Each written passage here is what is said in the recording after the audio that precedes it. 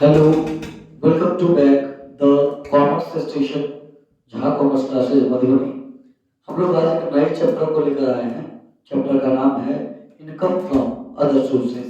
हमारा जो चैप्टर है उसको लेकर आया हूँ। ये आयकर के डायरेक्ट टैक्स का सबसे अंतिम शीर्षक है, पांचवा शीर्षक है।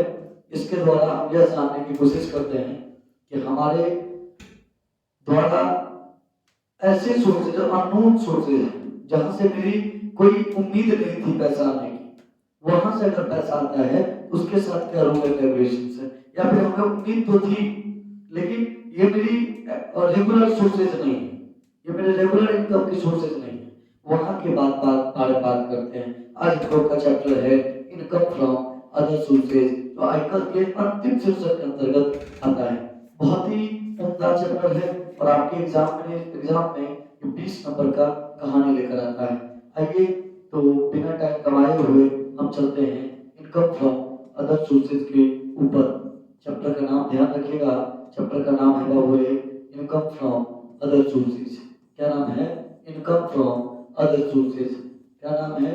Income from other sources. ये अदर सोर्सेज जो है ना, ये बहुत ही फायदेमंद चैप्टर है आपके लिए। और ये अगर एग्जाम में थ्योरी भी आता है, इसको भी अगर आप इजी वे में बनाते हैं ना, इसको भी अगर आप थ्योरी में डील करने के समय में अगर इस बातों को ध्यान से सुन लेते हैं, आप ये समझ लीजिए आपका 20 मार्क रखा हुआ है, 100% आएगा। एग्जाम हॉल में अगर नहीं टकराए, इसी कमेंट बॉक्स में आकर कहिएगा कि सर आपने जो पढ़ाया था वहाँ काम नहीं आया। एग्जाम हॉल में बैठते ही मेरे द्वारा जो आपको वीडियो क्लास में बताया जा रहा है वो पूरा का पूरा काम आना है, 100% काम आएगा। हम ये उम्मीद रखते हैं कि आप मेरी बातों को समझ रहे होंगे। चलिए, इसके अंतर्गत हम लोग सेक्शन के बारे में जान लेते हैं। पहले किस सेक्शन से कहां तक हम बात करते हैं। इसमें जो हम पढ़ते हैं वो सेक्शन 56 से 59 तक पढ़ते हैं। कहां से कहां पढ़ते हैं? 56 टू 59 तक कहानी पढ़ते हैं। कहां से कहां पढ़ते हैं? 56 से 59 तक कहानी पढ़ते हैं। चलिए पहले तो ये जान लेते हैं कि what do you mean by income from other sources. मतलब आपके नजर में इनकम फ्रॉम अदर सोर्सेज है क्या? पहला तो एलिमेंट हमारा यही होगा इस चैप्टर में, इनकम फ्रॉम अदर सोर्सेज है क्या? सर ये तो कभी आपने कहा ही नहीं, इसके बारे में तो कभी चर्चा ही नहीं हुई। इनकम फ्रॉम अदर सोर्सेज होता क्या है? सेकंड माइए, सेकंड एलिमेंट हमको क्या जानना है इसमें?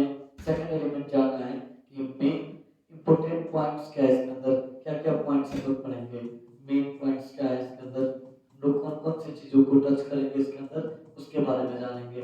तीसरा पॉइंट पे आते हैं। तीसरा पॉइंट हमारा जो होगा इसमें इसमें होगा कि हम कौन कौन से आय को इसके अंतर्गत शामिल करते हैं, कौन कौन से इनकम इसमें शामिल किए जाएंगे।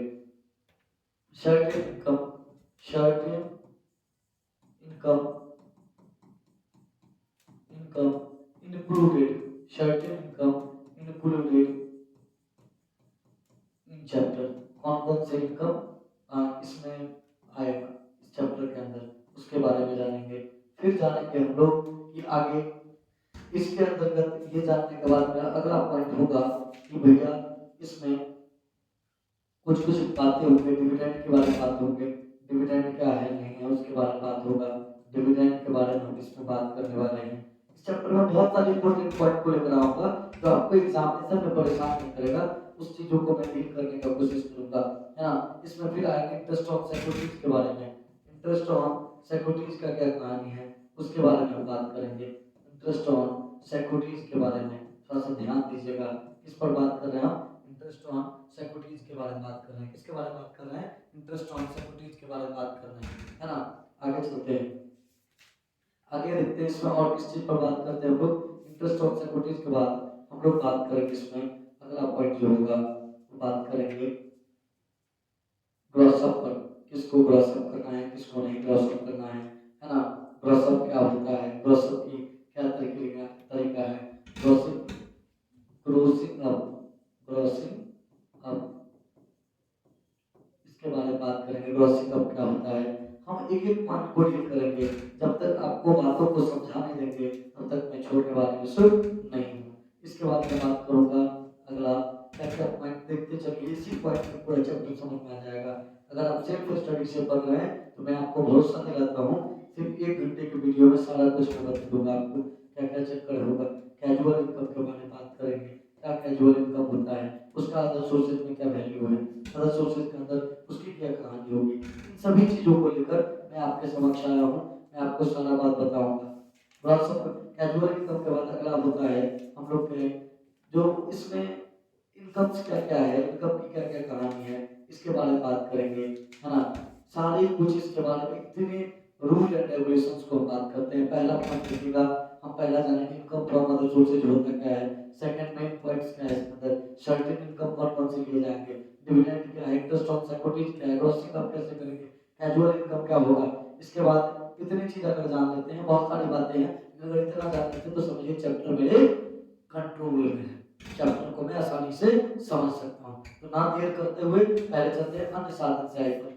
अगर आप रिवीजन के तौर पर वीडियो को देख रहे हैं तो मैं आपको कहता हूँ मेरा व्यू नहीं जाएगा, मुझे घंटा नहीं पुराना है, आप स्पीड बढ़ा लीजिएगा 1.5 या 2 के स्पीड में वीडियो को देखिएगा। अगर रिवीजन करने बैठे हैं तो, अगर रिवीजन करने बैठे हैं, पढ़ने बैठे हैं, इससे पहले आपने नहीं पढ़ा है तो इजी वे में आसानी से पढ़िएगा। ऐसे मेरी स्पीड खुद हो जाती है ना। थोड़ा सा ध्यान से सुनिएगा। कहता है आयकर अधिनियम के अंतर्गत करदाता की समझदारी को 5 शीर्षक में रखा गया है। क्या कहता है, ध्यान दीजिएगा। कहता है इनकम टैक्स के अंदर टोटल जो इनकम है, सोर्सेज ऑफ इनकम जो है, क्या है, सोर्सेज ऑफ इनकम। देखिए बात कर रहे हैं हाउस प्रॉपर्टी का, किसका बात कर रहे हैं, हाउस प्रॉपर्टी का, लेकिन चर्चा किसकी उठ गई, सोर्सेज ऑफ इनकम का। सोर्सेज ऑफ इनकम कितने हैं, 5 है। कितना है, 5 है। कितना है, 5 है। इनकम फ्रॉम सैलरी, पहला सोर्सेज क्या है, इनकम फ्रॉम सैलरी।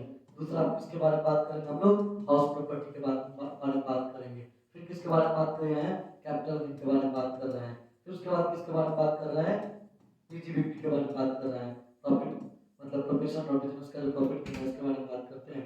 और इसके बाद किस बात करते हैं, अदर सोर्सेज के बारे में बात करते हैं। हमारे भारत में 5 तरह के मुख्य इनकम माने गए हैं, income from salary, income from house property, income from capital gain, income from PGBP और अदर सोर्सेज।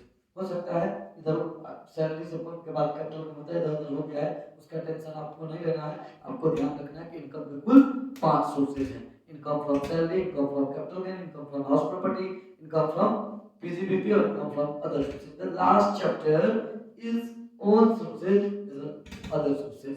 पूरे चैप्टर, पूरे सोर्सेज में मेरा लास्ट कहानी है, लास्ट चैप्टर है, अदर सोर्सेज को पढ़ना है। कैसे पढ़ेंगे, कहता है अन्य साधनों से आए वाक्यांश का आशय ऐसी आयु से जिनके कमाने के स्रोत नहीं है, जिनमें से प्रत्येक के लिए एक विशेष सिस्टम बनाया गया है। क्या कहते हैं, पहले कहें कि जो इसमें कौन आएगा जिसका सोर्स तय नहीं है, क्या नहीं तय है भैया, सोर्स ही नहीं तय है।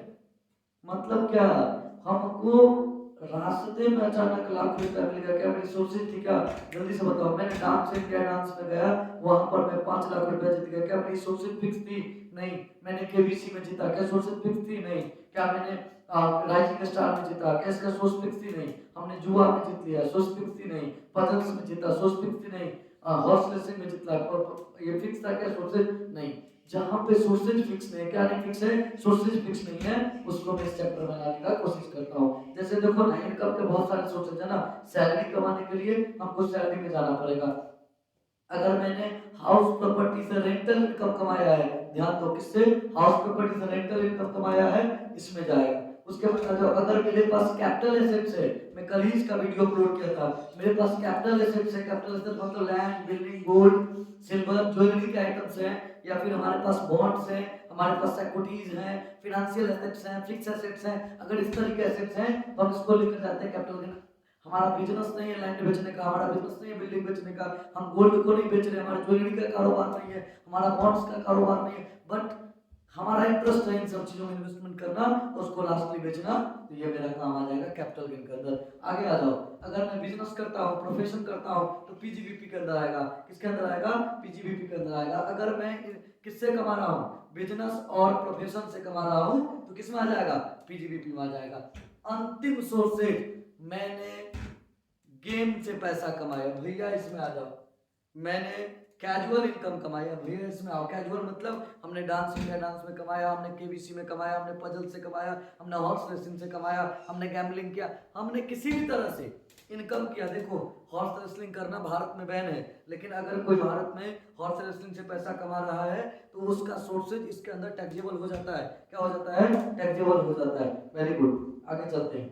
बात को समझ रहे हो। अदर सोर्सेज का मतलब क्या, जिसकी सोर्सेज तय नहीं है, जो बिना सोर्सेज का पैसा कमा रहा है या विशेष सोर्सेज नहीं है उसका। ठीक है, क्या कहता है यहाँ से ध्यान दीजिएगा, कहता है अन्य साधन के ऐसे ऐसे है जिनके कमाने का कोई निश्चित स्रोत नहीं होता है। ध्यान में लाओ, कोई थ्योरी भी पूछेगा, जिसके फिक्स सोर्सेज नहीं है वो अदर सोर्सेज में आते हैं, जिसके कोई मुख्य आय के शीर्षक नहीं होते हैं। मतलब वेतन से आय के लिए मुख्य आय का शीर्षक क्या है भैया, सैलरी है।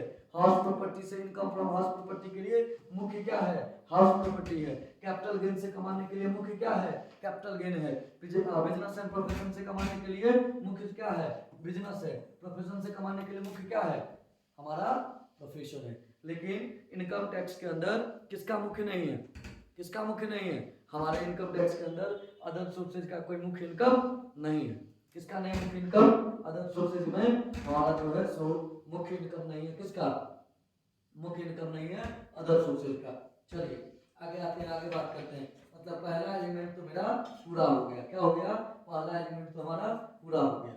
चलिए नेक्स्ट पे चलते हैं। नेक्स्ट क्या कहता है कंपोनेंट मेरा, नेक्स्ट कंपोनेंट कहता है कि देखिएगा, एक मिनट, हमारा जो नेक्स्ट कंपोनेंट है वो क्या कहता है, थोड़ा सा ध्यान दीजिएगा।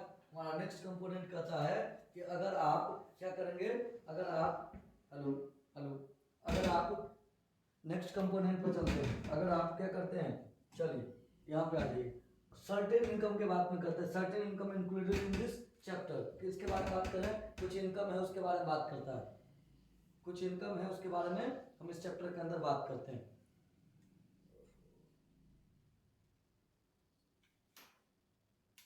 हेलो हेलो, हाँ सर सॉरी, बीच में फॉल्ट आ गया था।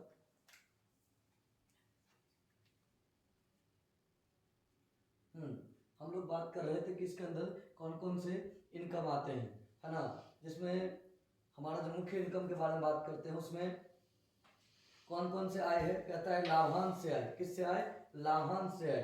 अगर मैंने लाभांश से कमाया तो इसमें आएगा, प्रतिभूति के ब्याज से कमाया तो इसमें आएगा, लॉटरी से कमाया तो इसमें आएगा, किराएदार द्वारा पुनः मकान, मान के चलो आपने एक मकान किराए पर लिया है। क्या किया है, आपने एक मकान किराए पर लिया है, ठीक से बोलो ना, क्या किया आपने, एक मकान किराए पर लिया, उसको पुनः मकान को उठा दिया किराए पर।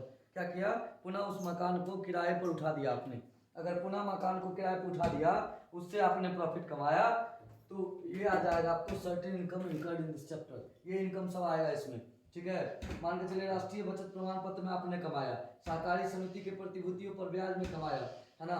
उसके बाद अगर आपने घोड़दौड़ से कमाया, ताश के खेल से कमाया, लॉटरी वर्ग पहेलियां से कमाया, दौड़ से कमाया, किसी रियलिटी शो से कमाया, है ना, सहकारी प्रतिभूतियों पर ब्याज प्राप्त किया, विदेशी सरकार या विदेशी सत्ता से आपने क्या किया, विदेशी सरकार और विदेशी सत्ता से आपने अगर प्रतिभूति पर ब्याज कमाया, किसी अध्यापक या प्राध्यापक को किसी परीक्षा के परीक्षक के रूप में पारिश्रमिक मिला, किसी वकील को पेशेवर व्यक्ति को परीक्षक के रूप में पारिश्रमिक मिला, अधिकार शुल्क प्राप्त हुआ।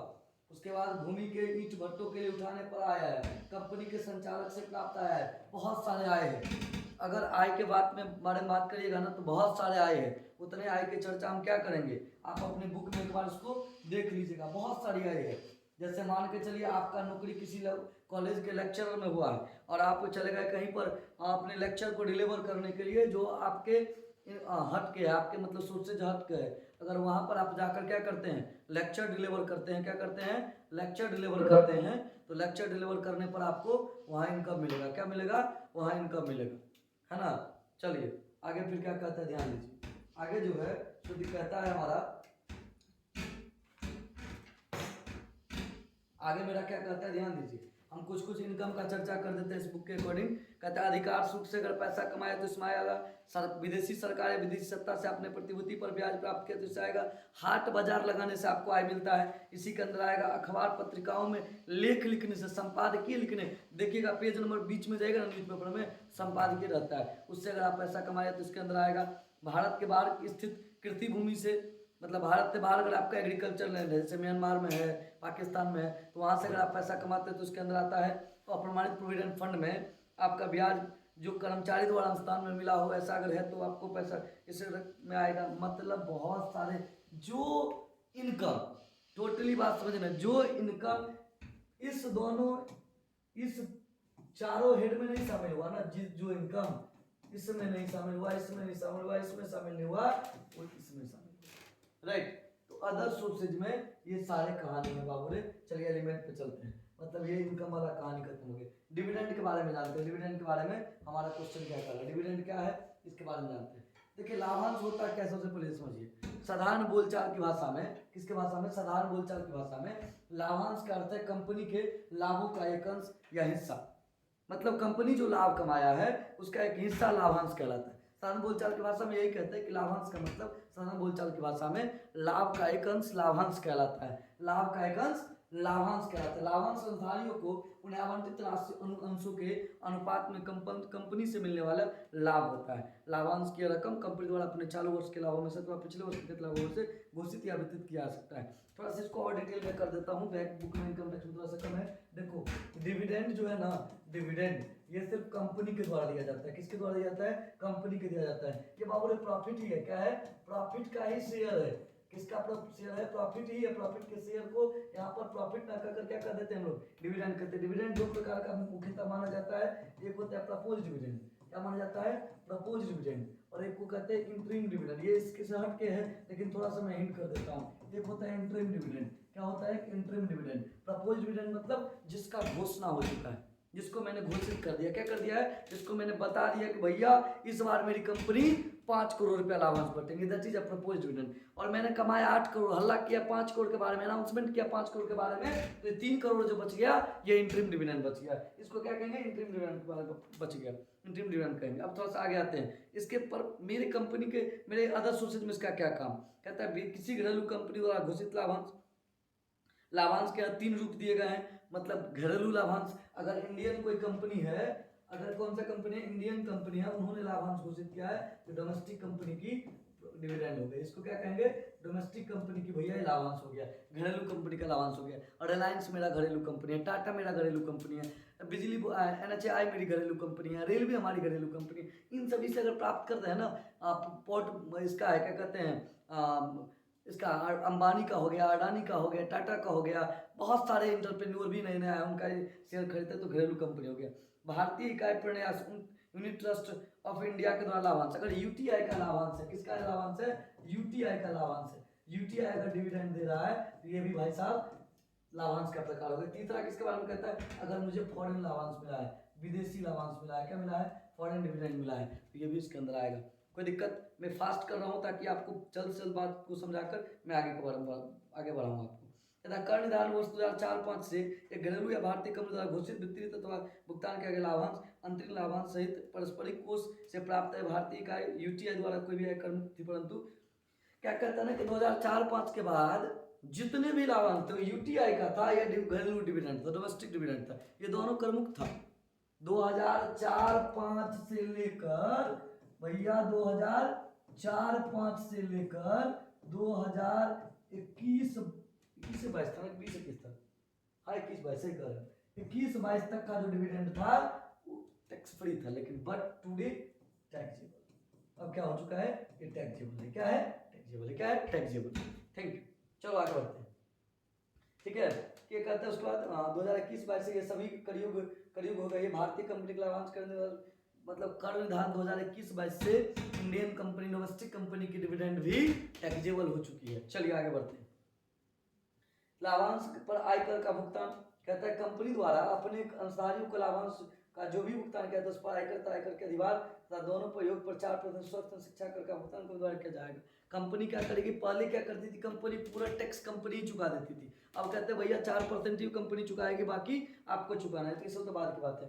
आप लाभांश को समझ गए ना, लाभांश के बारे में क्या कंसेप्ट था। हम लोग को ज़्यादा कंसेप्ट में नहीं डील करना है, एग्जाम नियर आ गया है, तो ज़्यादा कंसेप्ट में डील करने के लिए अगले साल वाला जो वीडियो मैं अपलोड करूंगा फुल अपलोड करूंगा, फुल कंसेप्ट के साथ आऊंगा अभी एग्जाम के लिए। तो आप ये समझ लो, कोई भी डिविडेंड है दैट इज टैक्सेबल, कोई भी डिविडेंड है, डोमेस्टिक कंपनी की डिविडेंड है, यूटीआई की डिविडेंड है, फॉरेन कंपनी की डिविडेंड है, every dividend is taxable.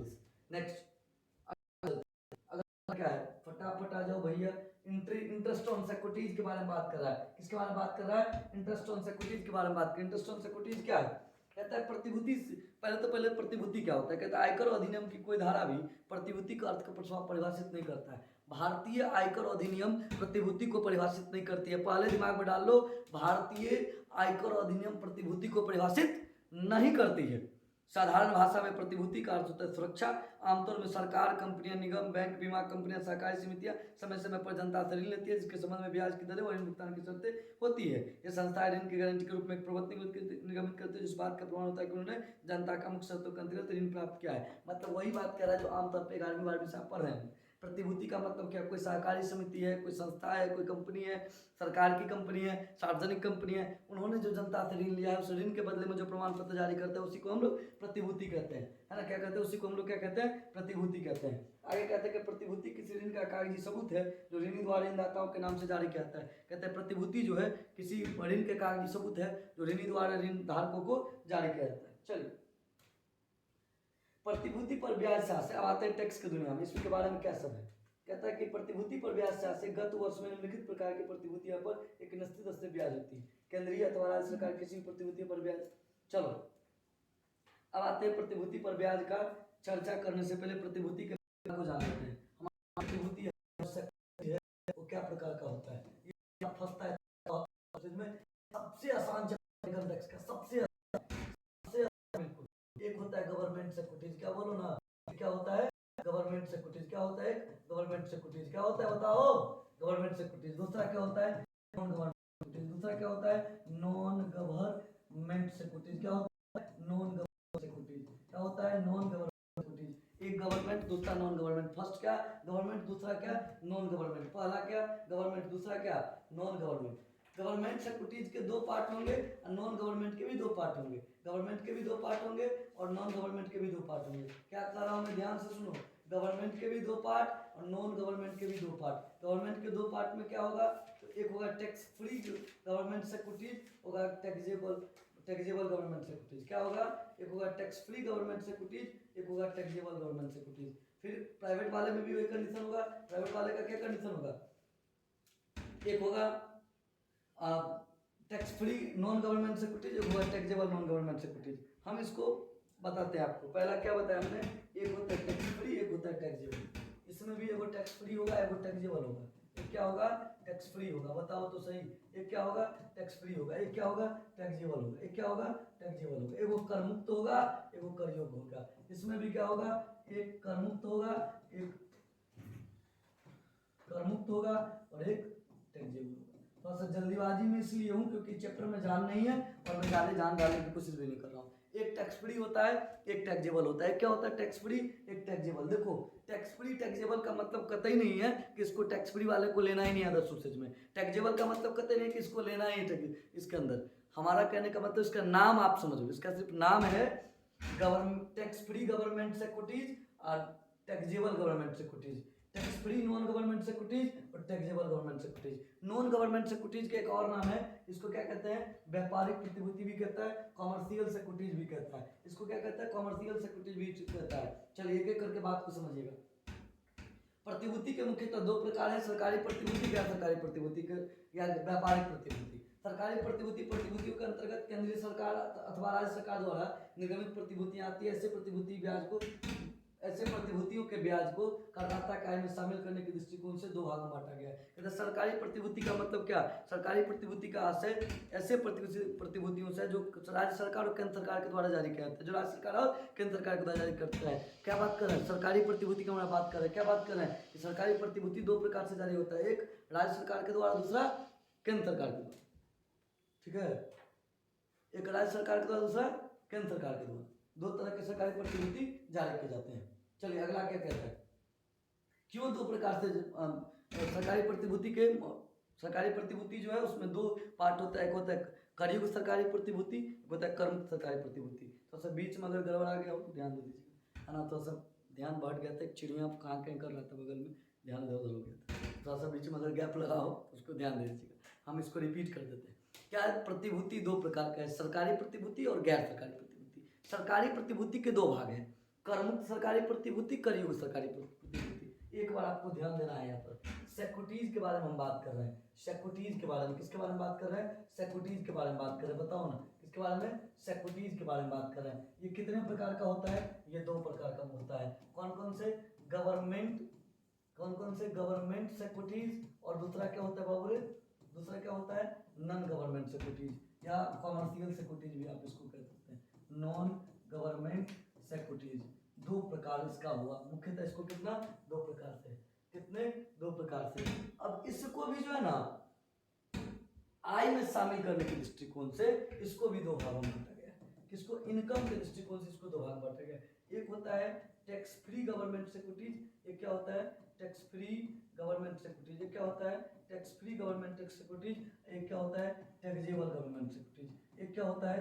Taxable government securities. एक क्या होता है? Taxable government securities. इसमें आ जाइए, इसमें भी पार्ट है। कौन कौन है? एक है फ्री गवर्नमेंट सिक्योरिटीज, क्या है? Tax free non government securities. और एक क्या होता है? Taxable government securities. होता है टैक्सेबल गवर्नमेंट सिक्योरिटीज। ये दोनों पार्ट। पहले सिक्योरिटीज को दो भाग में बांटा गया है, government securities, non government. Government को दो भाग में, taxable, tax free, taxable, non government का भी दो पार्ट, टैक्स फ्री और टैक्सेबल, और अलग अलग करके बात जानते हैं। आयकर अधिनियम की धारा 10-15 के अंतर्गत करमुक्त प्रतिभूतियों की विस्तृत सूची दी गई है। यदि करदाता इनमें से किसी भी प्रतिभूति को अपना धन विनियोग करता है तो उसे उस पर प्राप्त ब्याज पर कर नहीं लगेगा, अर्थात संपूर्ण ब्याज की रकम कर मुक्त होगी। वाह, ये तो बड़ा आसान कर दिया आपने सर। इसको तो बिल्कुल क्लियर हो गया कि भैया जो टैक्स फ्री है गवर्नमेंट सिक्योरिटीज उसको इस हेड में टैक्सेबल किया ही नहीं जाएगा। ये नॉन टैक्सेबल है। ये क्या है? नॉन टैक्सेबल है। ये क्या है? नॉन टैक्सेबल है। नॉन टैक्सेबल क्या है? ये क्या है? नॉन टैक्सेबल है। ये क्या है? Non taxable. क्या है? ये नॉन टैक्सेबल है। और इसका मतलब इसकी जो अमाउंट होगी वो क्या होगी? एग्जम्प्टेड होगी। इसकी अमाउंट क्या होगी? एग्जम्प्टेड होगी। इसकी अमाउंट क्या होगी? एग्जम्प्टेड होगी। चलो इधर आते हैं। मतलब एक को क्लियर हो गया, टैक्स फ्री गवर्नमेंट सिक्योरिटीज भैया लेंगे तो जरूर, सवाल बनाते समय लिखेंगे तो जरूर, उसका अमाउंट टैक्सेबल नहीं, फुल्ली टैक्स फ्री। क्या है? Fully tax free. अगर लिखा है ना गवर्नमेंट टैक्स फ्री सिक्योरिटीज या tax free government securities, that is fully exempted, right. उस पर कहीं हम लोग चर्चा ही करें। अब आते हैं अगला। कहता है अन्य सरकारी प्रतिभूति के मुख पर करमुक्त लिखा रहने पर उसे करमुक्त प्रतिभूति समझेंगे। चलिए, करयुक्त सरकारी प्रतिभूति के बारे में कहते हैं इन प्रतिभूतियों के अंतर्गत धारा 10-15 में वर्णित प्रतिभूतियों को छोड़कर सभी केंद्रीय अथवा सरकार द्वारा निर्मित प्रतिभूति आती है।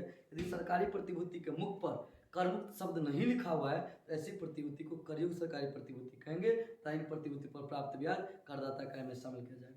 कहता है जिसके मुंह पर लिखा हो ना करमुक्त प्रतिभूति, क्या लिखा हो? करमुक्त सरकारी प्रतिभूति, इसका इनकम तो हम लोग को लेना ही नहीं। इसका इनकम क्या करना है? हम लोग को लेना ही नहीं है। ये तो पूरा टैक्स फ्री हो गया। अगर ये नहीं लिखा है, करमुक्त नहीं लिखा है या करयोग्य लिखा है, करयुग लिखा है तो भी, करमुक्त नहीं लिखा है तो इसका मतलब वो करयुग ही है, ठीक ना। इसका मतलब इसको क्या करेंगे? इसमें शामिल करेंगे। और एक बात और, इसको कभी ग्रॉसअप नहीं करेंगे। इसको क्या नहीं करेंगे? कभी ग्रॉसअप नहीं करेंगे। ग्रॉसअप क्या होता है थोड़ा सा आगे चलकर हम जानेंगे। इसको ग्रॉसअप नहीं करेंगे। इसको क्या नहीं करेंगे? ये टैक्स तो हेड में शामिल किया जाएगा, इसको हम हेड में तो शामिल करेंगे, है ना। इनकम फ्रॉम अदर सोर्सेज में ये शामिल तो होगा, लेकिन भैया ये कभी भी ग्रॉसअप नहीं होगा। ये क्या नहीं होगा? कभी भी ग्रॉसअप नहीं होगा। सकलीकरण इसका नहीं करेंगे। That is over. एक कंसेप्ट आपका क्लियर होगा। एक बार रिकैप कर देते हैं। गवर्नमेंट सिक्योरिटीज का दो भाग है, टैक्स फ्री गवर्नमेंट सिक्योरिटीज और taxable government securities. Tax free वाले का कहीं इंटरेस्ट का लेना ही नहीं है, टैक्सेबल वाला का लेंगे तो ग्रॉसअप नहीं करेंगे। चलिए गैर सरकारी व्यापारिक प्रतिभूति पे आते हैं। ये कहता है इन प्रतिभूतियों में निजी संस्था द्वारा निर्मित प्रतिभूति अतिरिक्त अन्य सरकारी प्रतिभूति भी शामिल होती है। कहता है निजी संस्था तो चाहिए, जाता ही जाता है इसमें, और कोई म्यूनिसिपल बॉन्ड कॉर्पोरेशन का बॉन्ड्स वगैरह है तो इसमें आ जाता है ना। इसमें कोई व्यापारिक संस्था का, व्यापारिक कंपनी का भी सिक्योरिटी जाता है, और अर्ध सरकारी जो है उसका भी इसमें आ जाता है, ठीक है। चलिए आगे बढ़ते हैं बात को। दोनों कंसेप्ट ये क्लियर करके तब आज बंद करेंगे वीडियो को। चलिए आगे क्या कहता है? गैर सरकारी प्रतिभूति अर्थात व्यापारिक प्रतिभूति मान्यता प्राप्त स्टॉक एक्सचेंज सूचीबद्ध भी हो सकता है और नहीं भी हो सकता है, किंतु सरकारी प्रतिभूति का सूचन हो जाता हो और उन्हें सूचीकृत अथवा पंजीकृत गैर सरकारी प्रतिभूति भी कहते हैं। कहता है क्या, जो व्यापारिक है उसका कोई लिस्टेड होना जरूरी नहीं है, लेकिन जो व्यापारिक नहीं सरकारी वो लिस्टेड ही रहता है मैक्सिमम, है ना। इसके भी दो पार्ट है, करमुक्त व्यापारिक प्रतिभूति और करयुग व्यापारिक प्रतिभूति। करमुक्त व्यापारिक प्रतिभूति क्या कहते हैं? ये प्रतिभूतियां स्थानीय सत्ता, वैधानिक निगम अथवा कंपनी द्वारा निर्गमित किया जाता है, इन्हें करमुक्त व्यापारिक प्रतिभूति कहते हैं। करमुक्त व्यापारिक प्रतिभूति को केवल इसी आधार पर करमुक्त कहा जा, करमुक्त नाम दिया गया है, इनकी ब्याज पर उद्गम स्थान पर कर की कटौती नहीं की जाती है। वास्तव में इन प्रतिभूति का ब्याज करदाता के लिए करमुक्त नहीं होता, क्योंकि इस ब्याज पर देकर प्रतिभूति निगमन करने वाली संस्था स्वयं अपने पास से दे देता है। इस ब्याज पर जो कर कंपनी का स्थानीय सत्ता अथवा वैधानिक निगम देती है वह करदाता की ओर से दिया मान जाता है। इसी कारण प्रतिभूति पर प्राप्त ब्याज को सकल बनाकर करदाता का आय में शामिल किया जाता है। एक व्यक्ति के हिसाब में सकल करमुक्त व्यापारिक प्रतिभूति के ब्याज को निम्न प्रकार सकल किया जाता है। अब बात को समझिए, जल्दी पढ़े इसलिए ताकि आपको समझ। टैक्स फ्री किसके बारे में बात कर रहे हैं? Tax free non government securities के बारे में। किसके बारे में बात कर रहे हैं? Tax free non government securities के बारे में। भैया ये हमेशा ग्रॉसअप होगा। ये क्या होगा? हमेशा ग्रॉसअप। क्या होगा? ये हमेशा ग्रॉसअप होगा। कहिएगा क्यों ग्रॉसअप होगा? इसलिए ग्रॉसअप होगा क्योंकि ये नाम से करमुक्त क्यों है? इसको करमुक्त व्यापारिक प्रतिभूति क्यों कहते हैं? क्यों इसको टैक्स फ्री कहा जाता है? क्योंकि इस पर जो टैक्स है ना, उद्गम स्थान पर ही काट लेते हैं। मतलब जहाँ का सिक्योरिटीज है वहीं पर ये टैक्स काट लेता है, ठीक है, टैक्स डिडक्ट कर लिया जाता है। जहाँ का सिक्योरिटीज है वहीं पर टैक्स डिडक्ट कर लेते हैं, इसको टैक्स फ्री कहते हैं। और इसका ग्रॉसअप करना जरूरी है। ग्रॉसअप करने का आज मैं फॉर्मूला बता ही देता हूँ। क्या फॉर्मूला है? ग्रॉसअप करने का फॉर्मूला है ग्रॉस अब बराबर क्या करेंगे? इंटरेस्ट जो दिया रहेगा वो बट्टा 100 बट्टा 90। पहले 100 से देखो कि जो 10% टैक्स पर ग्रॉसअप करने के लिए होता है। क्या करेंगे? इसको फॉर्मूला पे बैठा देंगे। क्या करेंगे? फॉर्मूला में क्या लिखेंगे? ब्याज की सकल राशि बराबर ब्याज की शुद्ध राशि गुने 100 बट्टा 90। क्या लिख देंगे? अगर साफ साफ लिखना हो तो लिख सकते हैं आप, शुद्ध शुद्ध लिख देते हैं, आपको दिमाग में बात आ जाएगी। ब्याज की सकल राशि क्या लिखेंगे? ब्याज की सकल राशि बराबर क्या लिखेंगे? ब्याज की सकल राशि बराबर क्या लिखेंगे? ब्याज की सकल राशि बराबर क्या हो जाएगा फॉर्मूला? ब्याज की सकल राशि बराबर लिख देंगे ब्याज की शुद्ध राशि। क्या लिखेंगे? ब्याज की शुद्ध राशि। क्या लिखेंगे? ब्याज की शुद्ध राशि। क्या लिखेंगे? ब्याज की शुद्ध राशि गुने 100 बट्टा लिखकर ब्याज की शुद्ध राशि गुने 100 बट्टा 90। ये सकलीकरण करने का फॉर्मूला है। और हमेशा याद रखिएगा, जो अगर करमुक्त क्या करमुक्त व्यापारिक प्रतिभूति है ना भैया, क्या है? करमुक्त व्यापारिक प्रतिभूति है ना, क्या है? करमुक्त व्यापारिक प्रतिभूति है ना, उसको हमेशा ग्रॉसअप करेंगे, किसी भी हाल में ग्रॉसअप करेंगे। और यहीं पे करमुक्त व्यापारिक ना होकर सरकारी होता तब लेते ही नहीं, सरकारी होता तब लेते ही नहीं, लेकिन व्यापारिक हुआ तो उसको ग्रॉसअप हम करेंगे। एट लास्ट इसके लास्ट क्वेश्चन पे आते हैं। करयुग व्यापारिक प्रतिभूति से उन प्रतिभूतियों से है जिन पर ब्याज की जो प्रतिशत दिया जाता है उनके हिसाब से निकाली हुई रहती है। कहते मतलब जो प्रतिशत दिया है, जैसे 10% म्युनिसिपल बॉन्ड, उसका परसेंटेज के आधार पर होता है, ये अभी फुली टैक्सेबल होता है। इसका इंटरेस्ट क्या होता है? फुली टैक्सेबल होता है। आज के लिए बाबू इतना काफ़ी है, कल आगे वीडियो लेकर आते हैं। एक लास्ट में मैसेज कहना चाहते हैं कि इम्तिहान से वही डरता है जिन्हें इम्तिहान देना नहीं आता है। इम्तिहान से वही डरता है जिन्हें इम्तिहान देना नहीं आता है। अक्सर वही हार जाते हैं जंग जिसे जंग लड़ना नहीं आता है। आप इम्तिहान से मत हारेंगे, इम्तिहान आपसे हार जाएगा, क्योंकि आप इम्तिहान देने के आदी हैं। आप इम्तिहान जीवन के हो, एजुकेशनल शिक्षा का हो, आप हमेशा से देते रहें। Best of luck, best of for your examinations. मेरे साथ बने रहिए। मैं हर रात आपके लिए इनकम टैक्स का वीडियो लेकर आता हूँ। थोड़ा सा फास्ट क्यों कर रहा हूँ ना, रिकैप करवा रहा हूँ। जल्दी जल्दी करूँगा तब ना आपको एनर्जेटिक होकर देखेंगे, इसलिए जल्दी जल्दी कर रहा हूँ। अगर आपको दिक्कतें हो रही है जल्दीबाजी का तो प्लीज़ एक कमेंट छोड़ दीजिएगा ताकि मैं अपने स्लो हो जाऊँ, है ना। कमेंट करिएगा। Best of luck.